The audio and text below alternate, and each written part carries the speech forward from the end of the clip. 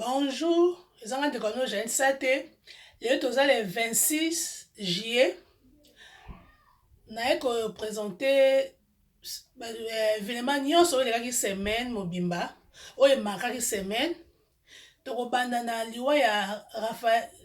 juge Raphaël Yani oyo autaki kotika biso. Tomonaki présence ya président de la République Félix Tshisekedi aye ko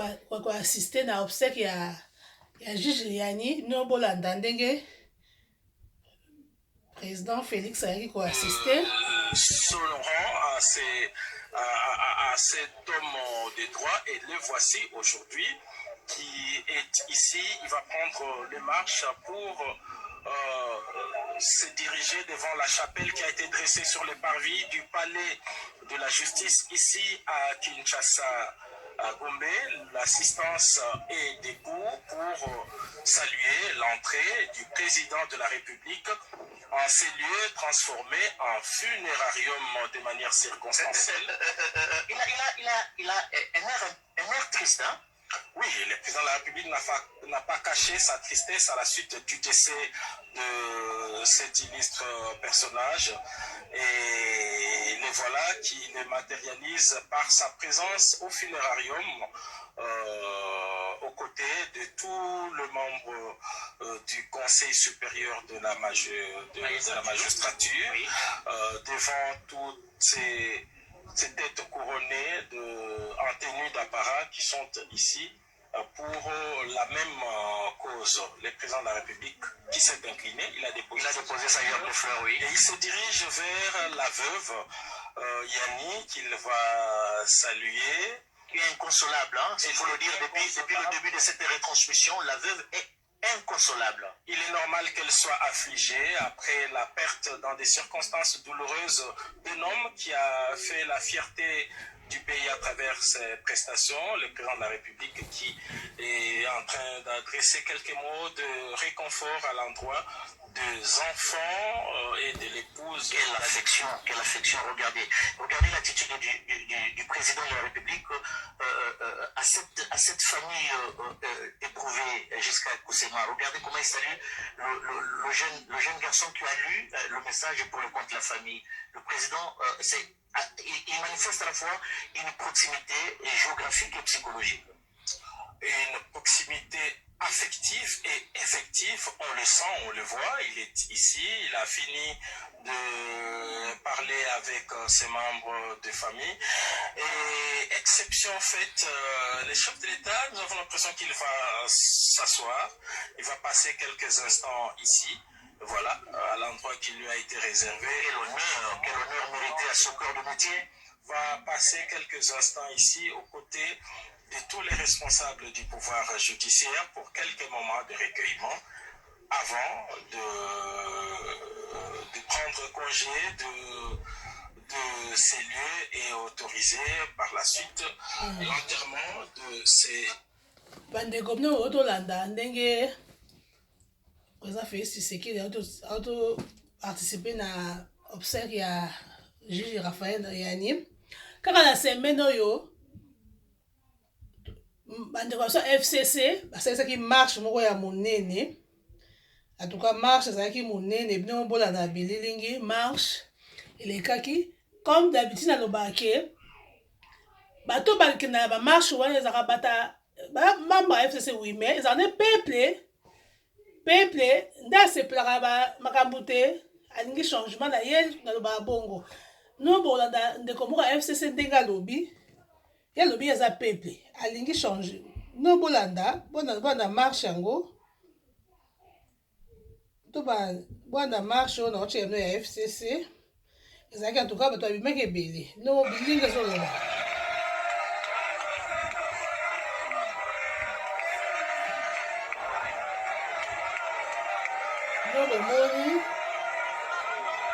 yo bomona ya bato babimaki ebele commentaire eza te. Après awa nakolanda tia no interview moko ya ndeko aza na kati ya marche ye eza peuple ako marche mais buno moko makambo oyo alobaki. Tomoni on a marche, objectif ya marche na bino eza nini?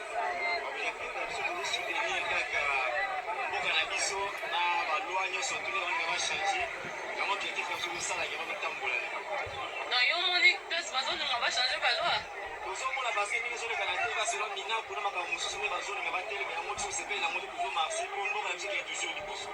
Yo zo soutenir loi Minako. On soutenir à moté. Mais Minako za muto FCC yo pe oyena marche FCC mozo soutenir à moté.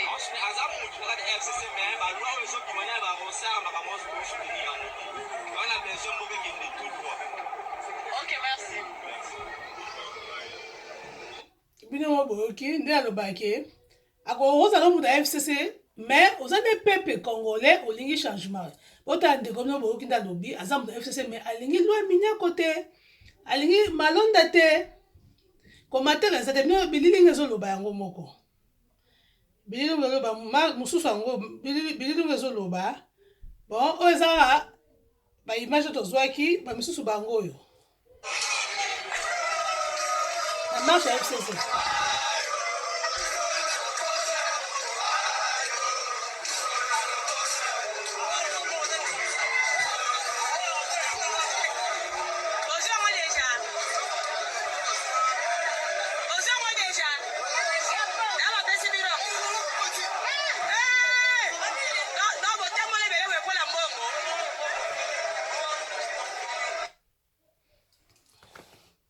Bon, commentaire eza te bino bomoni nde bandeko bazoyemba wana eza sangage kaka bango bino moko commentaire ya koloba eza te ozalaki marche oyo naluti ezalaki marche ya FCC oyo toleka semaine oyo emakaki semaine oyo mpe kaka na semaine oyo tomonaki papa moko azalaka motard ya président Félix Tshisekedi akweyaka jour ya corps ya papa ancien aza roulage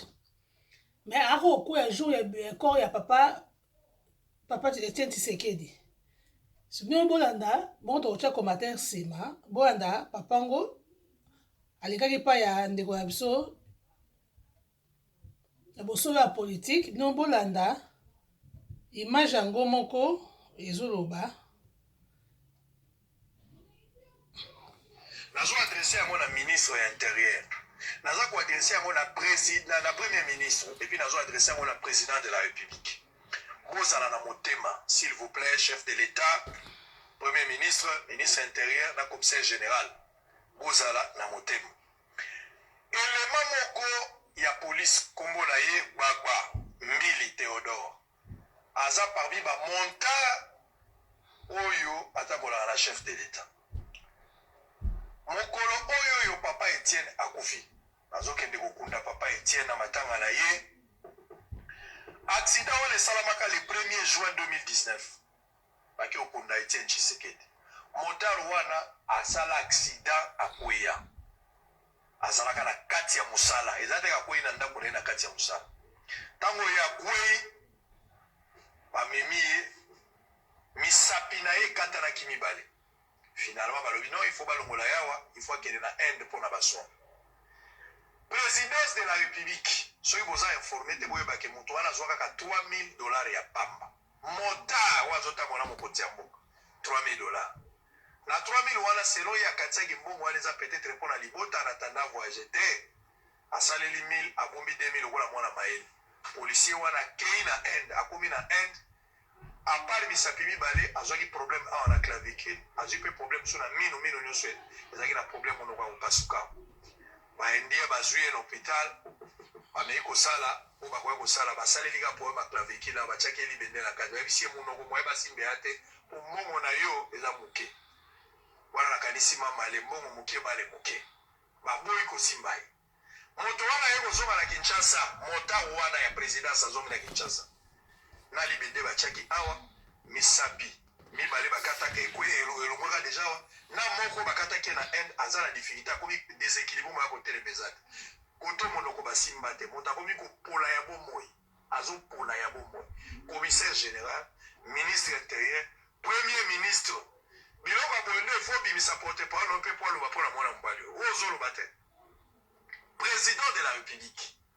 na moni ozotambola na baplace ebele kotala bato ntango chauffeur no akufaka chauffeur alimwa toloba te akufa alimwa po amonanaka te okendaka kuna me bokanisa motaro s'il vous plaît botala baimage o tv eza radio te bamisuku akoka kotala te boteni biso reguerre te moto akoka kotala te lokwa liboso ya te oyo akoka kotala otali s'il vous plaît boyoka bango mo bazoloba tozonga siko tokota likambo ya ilunkamba tv eza radio te lilunkamba azotala président na miso mpe azotinda motu ne me nazoyeba tozoki vendredi lobi okoparticipe na conseil mpo so bafinika butu wana kotika na costume ozomona eloko te animage epi osotoka Maestro commissaire Bangandé, trésor, non motard, quelqu'un escorte à dessin papa le père Tshisekedi le 1er juin, na retour à chaque accident, à Katingamisa. Bukani, sur ordre de Mokonzi ya mboka, ninga na Inde. Wazungu kamino wazungu samako ba protege nakimbia ila zungi shambima izate na kazaka na si basi na pasi kato yami mbauzate mobali na nga mosala ya soda na asali yango lelo te banda 74 akota mosala ya soda akumba na deuxième république ti na troisième ndenge aye kokutana na mokolo ya lelo me nayebi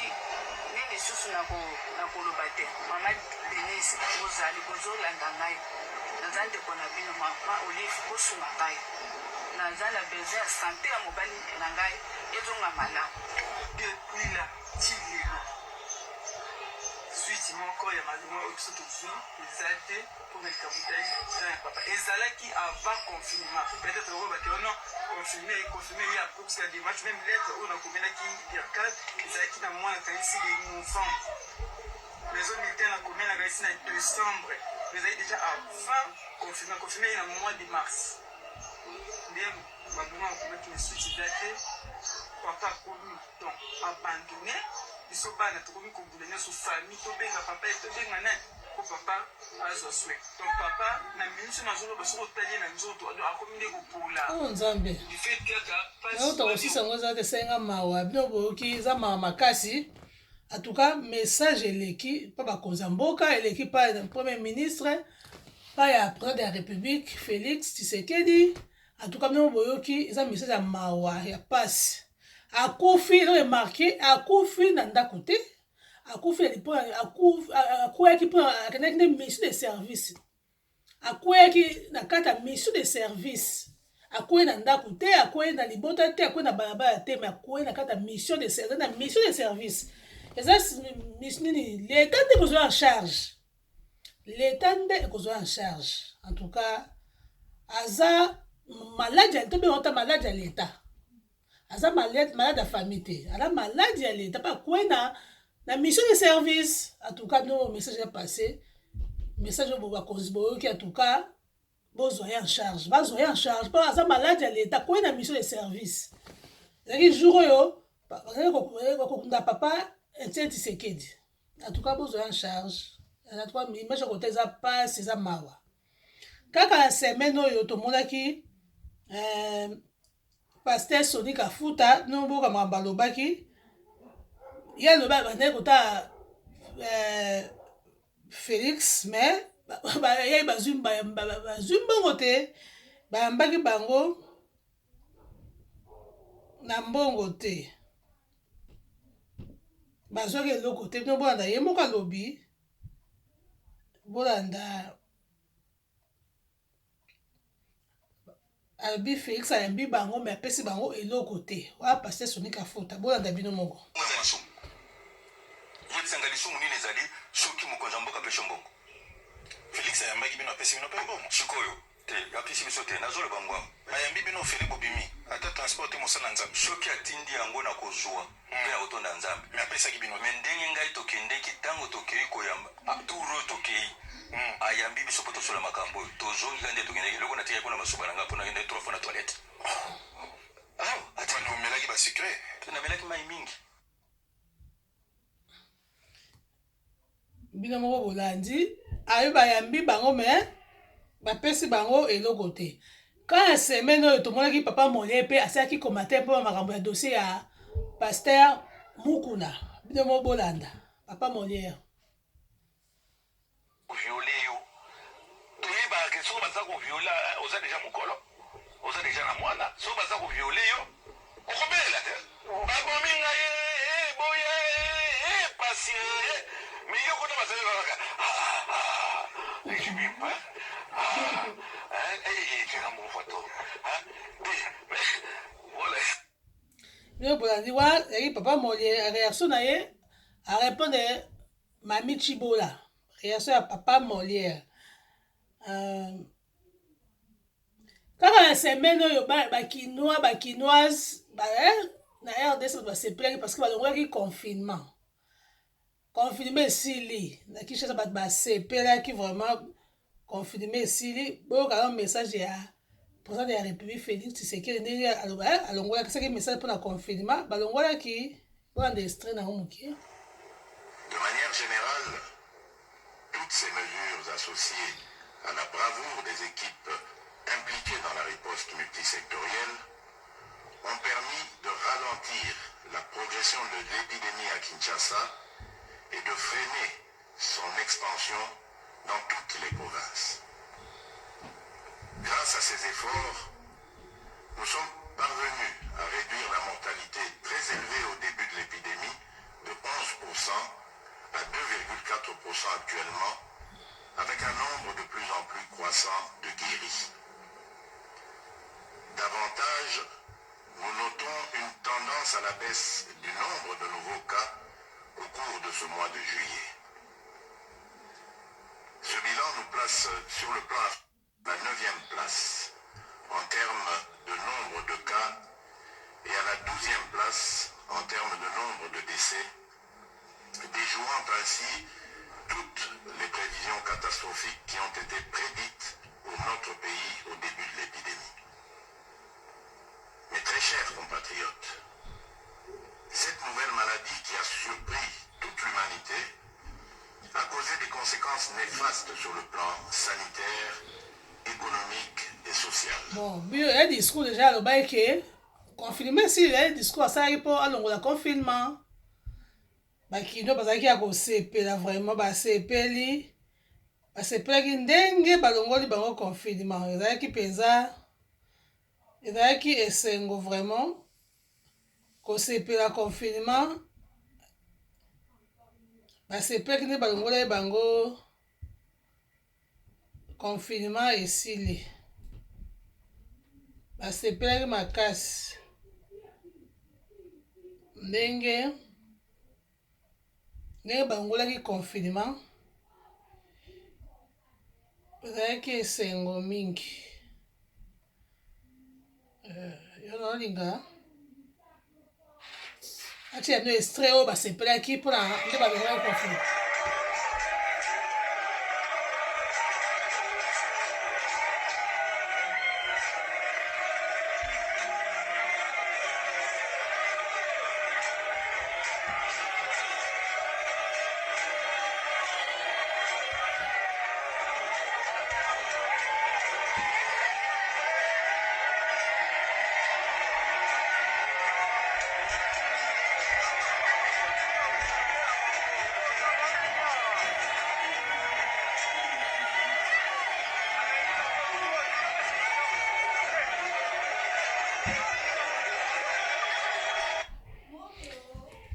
Bino bomonaki wana ezalaki ambiance nde balongolaki confinement mpe kaka semaine oyo tomonaki eza yango polémique kaka tomonaki basali polémique nde Kofi odonse gabana Kofi mpe arépondre ndenge pourquoi ataki mpona makambo wana olanda réponse ya Kofi Olomide mpona nde babayeke alati gababa so gababa au lieu de danser gabana. Bonne réponse d'ailleurs. Polémique dans les réseaux sociaux, gababa. Oui, c'est vrai que les gens qui ont des artistes aujourd'hui, on se aujourd'hui intéressant les influences bateau plus le t-shirt en essayé pour le mission Saranate qui est la takiwaniza ya moté. Sikoyo idées années qui m'a fabriqué yango toki naza na ba contrefacteur mo idées années. Obi kama trikoyo ni l'action ni la confiance. Ma patron a tout mis ba tout mis ma ni bien travers trikoyo. On a beaucoup de la boutique on a aussi ma triko. Na tubaye biondo le tout le monde se patron chemise na kitwa la costume na tole mususu ba ile au cadeau anniversaire. Trikoyo na tala on a komika baba. On t'a yé no kabela na ngana ndima na zo. C'était quand depuis la tout on a complexe il y a griffe il y a pas griffe on a la griffe on a la belle on t'a ça le bilan confirmé la mo ande ba fibre somba ata na mona ki ba koma kababa pour la mona qui kitoko na nyala lada na tout la même question to créer moi il ko mo boui na biso ba congolais il ba chinois il ba chini banini Bilio Bolandi réponse ya Koffi Olomide na ndenge ya répondre makambo ya polémie ye moko ya répondre polémie na se esili ko esili ye moko ya répondre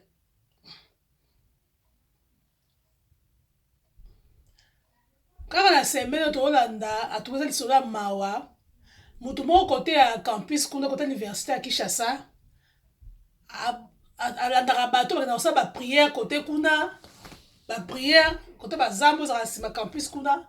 omona soki abimeli abomaka bato akoza viole makambo ebele ebele bino bolanda abomi 6 personnes yango polisi akangaki mutu wana eza lisolo ya pasi lisolo ya mawa bino bolanda Brousse.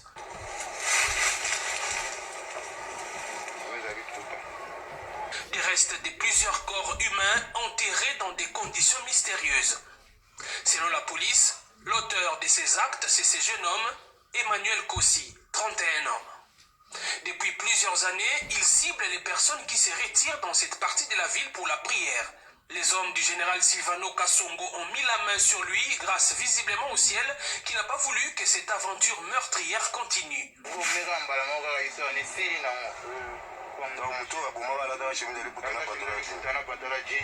C'est par cette jeune dame qui a failli être la énième victime du tueur de l'Unikine que l'alerte a été donnée à la police. Onlaki anosambela na kangaki misu après amona fungola misu moye namoni mamoko mutwana liboso nanga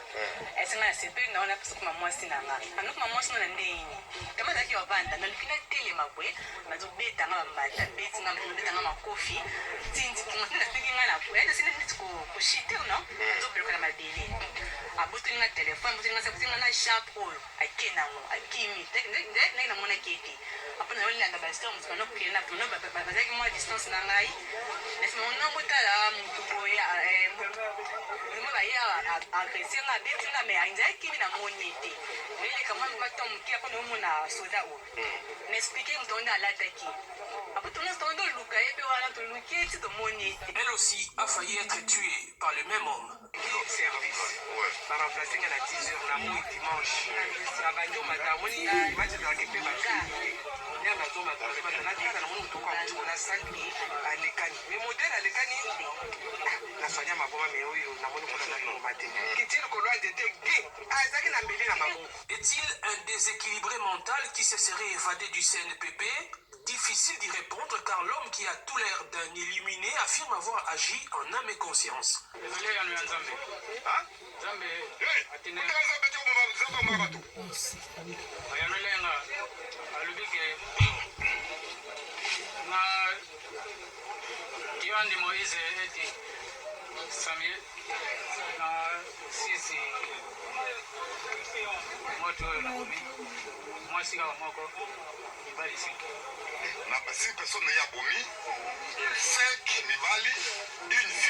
Le commissariat provincial de la police promet de renforcer des mesures sécuritaires dans ces coins isolés du site universitaire où des milliers de personnes vont chaque année prier. Le commissaire provincial recommande en même temps à ceux qui vont en pèlerinage d'être prudents quand ils entrent en brousse. Bien, Bolandi, en tout cas, si vous priez, bongo, vous allez prudent vraiment. Il faut que vous prière to boy te mais bon ta place on ça prier so moi que ça place moi ya suspect son dernier en tout cas faut éviter pour ba crime ça te pour ba crime ça te pour que prière ton prière ton mais bon pour ne sika bien bisi ko au moins que bon ça peut bien bon ça à l'aise pour to éviter ba makambo to éviter ba crime kaka la semaine oyo kaka la semaine to monaki awa journaliste so Christian Bosenge et à titre moqué mais revenons d'abord à la question ya ndeko Vital Kamerhe nazo bisa ba ndeko eloko nazo répondre lelo na 2 ou 3 petites questions essentielles eza titre moko ok Christian Bosenge titre ok boshaba yepe bango balobi ke lokola président de la République premier ministre avoyageaki anomaki bato bango mpe soki président voyage bakotia dani président sénat koremplace mais yobi ke si titre yango eza compliqué yango Christian Bosenga bande koexplike yango président a voyagé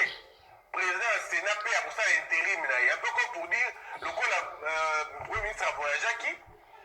monsieur Kankonda sali intérim bango mpe bakosala ndenge moko mais yango nalobi ke kozala prof Bochap te il ne peut pas dire ça parce que ye moko ayebi ke kozala yango te et puis le prof Bochap ne peut pas tomber na balogi na biloko ya mike wana mais revenons d'abord na question ya ndeko Vital Kamerhe nazobisa bandeko eloko moko oyo eza très en tout cas obiki ngape ekomi yango mpe mbakaki semaine oyo mpo bango basepelaki te en tout cas FCC sepelaki te ndenge président Félix anomaki mpo baza na coalition bango basepelaki te ndenge anomaki na nsima na bango kua to baka na nsima na bamoni premier ministre ake avoyage ye tie konome mpo baza na coalition esalaki mwa polémique semaine oyo mingi akoloba eza place wana te no boyokaki awa kala semaine tomonaki général John Chibangu oyo azalaka na rébellion asalaka mpe rébellion na ye mais ana video awa azoyembela nzambi mais bato esalaki o polémique bato mosusu balobi yango akomi libération komi su bakamba koyemba oyo ekomi su yango akomi su babi libération akomi ni tomate okofe mutu na mutu ezali combattre ya mutu na mutu bino bolanda ye babi libération koso ekomi su ya koyembaka boye ya kobinaka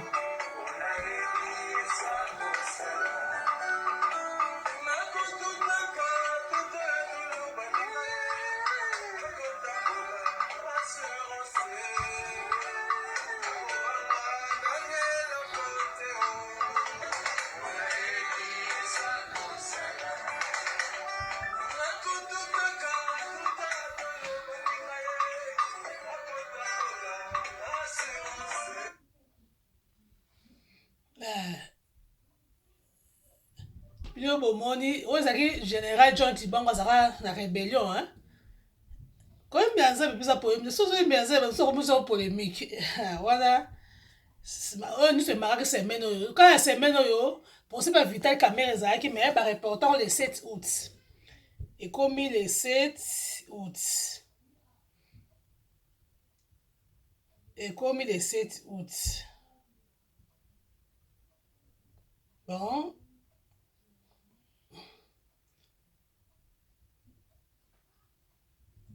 oyo nyonso emakaki semaine oyo yango na explike bino oyo bouti olanda oyo emakaki semaine oyo bon nakomi na ngai nakomi na suka ezalaki ndeko ya no Jeanette Sate babon dimanche bisika nyonso bozwami bosabone na YouTube ya Jeanette Sate YouTube ya Jeanette Sate bosabone ebele ekozala malamu mingi natiki bino Facebook na apesa Janet Sate kaka sa Janet Sate Facebook oyo nga pesa ba remarque alingi apesa ba remarque YouTube na nga bo s'abonner belé na tiki bino bye bye.